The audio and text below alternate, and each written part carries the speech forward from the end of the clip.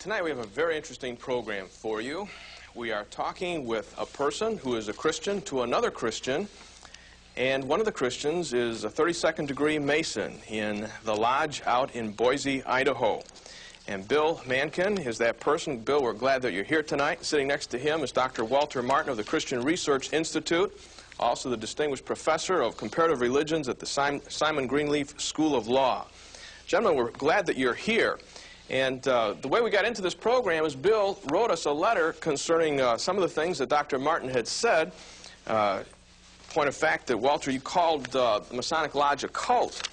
And what I'd like to start with this week is a quote off of a book that it seems like the majority of those of you that are in the Masonic Lodge will recognize.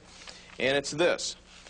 It says, Masonry, around whose altars the Christian, the Hebrew, the Muslim, the Brahmin, the followers of Confucius and Zoroaster can assemble as brethren and unite in prayer to the one God who is above all the Balaam, must needs leave it to its initiates to look for the foundation of his faith and hope to the written scriptures of his own religion.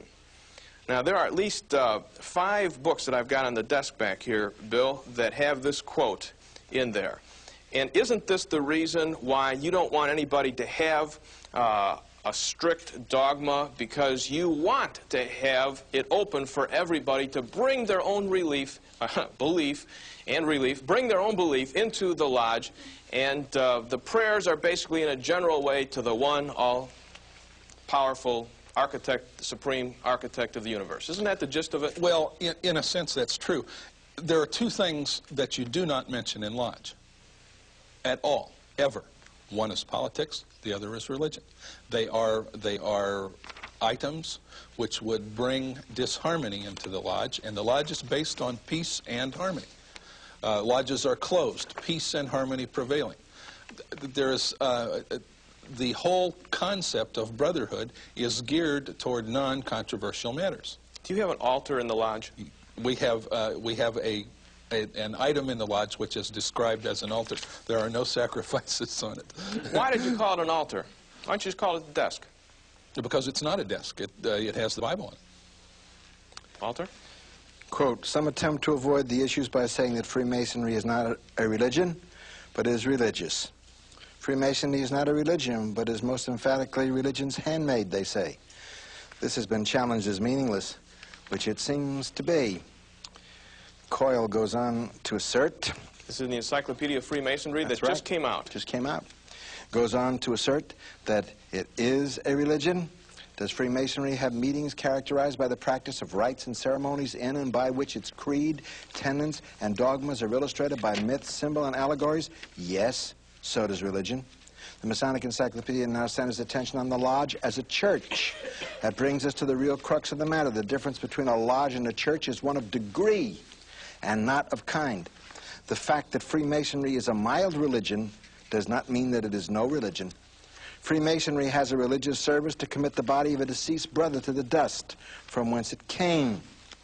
And Freemasonry utilizes consecration through corn, wine, and oil, just as in the finest cathedral or church.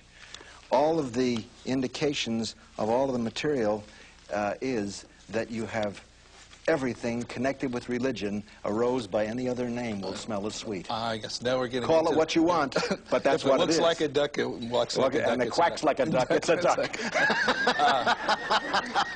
Here again, we still come back to the thing that the symbols are related to the character of man to man. They are not related to God. We have no symbols that are religious in the sense of symbols in a church. All right, I've got your own encyclopedia. Give me a break, John. Let me finish. Okay, well, I thought... I want to hear this. All right. I'm lost. Well, here, I was going to quote your own authority historian who asks questions. He says, a very unusual course is to affirm that true Masonry is neither a religion nor consisting of religious aspects. This is in a new Encyclopedia of Freemasonry by Arthur Edward Waite. And then he asks the questions that I want to ask you. Here's a Mason asking the questions. In such case, why does it insist on that root of contention, faith in a great architect of the universe? First question. Why does it require an intellectual adherence to the notion of resurrection to a future life? however resurrection is to be understood. Why are its rites in all degrees and under all systems and reality neither more nor less than pageants of prayer and aspirations? We're going to get down to the third level here. Can the third degree of the craft, apart from religion, teach a man how to die as it claims to? What does the lesson of the mystical lecture in the Holy Royal Arch, by its own claims, impress on its members concerning the Royal Arch degree? I'm not a Royal Arch Mason. Well, the answer is, he says, that it inspires its members with the most exalted ideas of deity. And he says, what is this but religion? Here's your own historian. He is not an official historian of Masonry. Here is a man that characterizes Masonry as a religion. What I find is that... But it also says that you bring whatever religion you want into the lodge room. So that it's not. By the very fact you're saying that, you're not characterizing Masonry as a religion. Let's turn the coin over then, Bill. Let's turn the coin over. I've quoted to you 5 encyclopedias, the Masonic Bible, and you say all of these that I've quoted, which we have gotten from the Grand Lodges around the country, they said that they hold to these beliefs. Now let's put it the other way. Is there any book that you could point us to that says that Jesus Christ alone is God, or that the Masonic Lodge strictly does not deal in talking about the future life like they do in the third arch degree there, as is said? Do you have any books that recant of all that? There is nothing in Masonic ritual today that would identify Christ as Lord.